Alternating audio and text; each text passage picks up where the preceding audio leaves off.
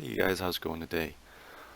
I'm going to talk to you a little bit about what I think the best graphics card you could buy right now would be for 1080p gaming.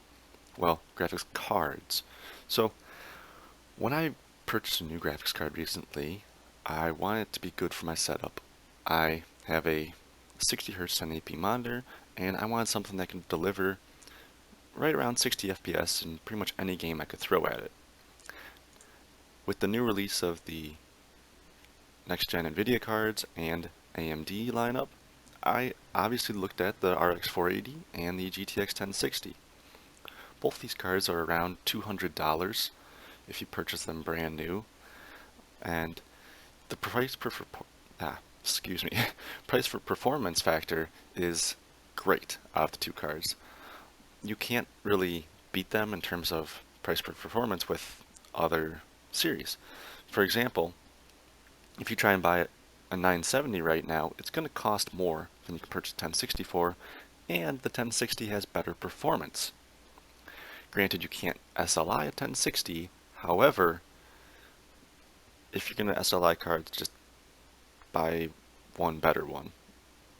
Don't really worry about SLIing too much. Anyways, for the RX 480, I think it's on par with 970 level, and the 1060 is about on par with 980 performance level, if that's a little easier to understand. I have had more experience and knowledge in NVIDIA cards, so that's the way I like to think of it. However, the RX 480 can definitely outperform the 1060 in some game titles.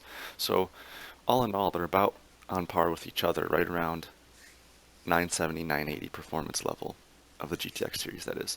Now, if you were to take Rise of Tomb Raider as an example here, some tests here show 1060 obviously beating out the 980, beating out the 970, 70 Ti, and that's what you can expect in most games, is that it's to be on par with the 980. Granted, you have the higher level 1060. I have the 3 gig superclocked model because it puts on par with 6 gigabyte GTX 1060 performance. It's probably maybe not 980 level in all games, but it's close to most.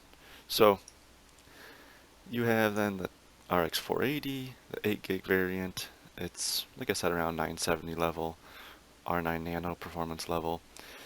But if you try and buy an R9 Nano or a GTX 970 brand new,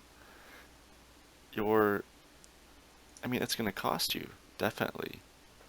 You can't purchase those cards for less than you can buy the RX 480 or the 1060 and get the performance out of them. So, I'm not trying to be redundant here. I like talking about hardware. It's something that really interests me. But basically, all in all, what I'm trying to say here is, if you want a graphics card for 1080p gaming that's going to be somewhat future-proofed and get a solid 60 FPS and most newer titles, go for a GTX 1060 or an RX 480. It's your best bang for your buck, and I think that's where I'll leave off this video so I won't go rambling on too much. But alright, thank you guys. That'll wrap this up. If you have any questions, comments, or anything like that, just let me know and I'll do all I can. I might talk about maybe a sample budget build or two, if that's something there might be interest in. So, alright, thanks guys.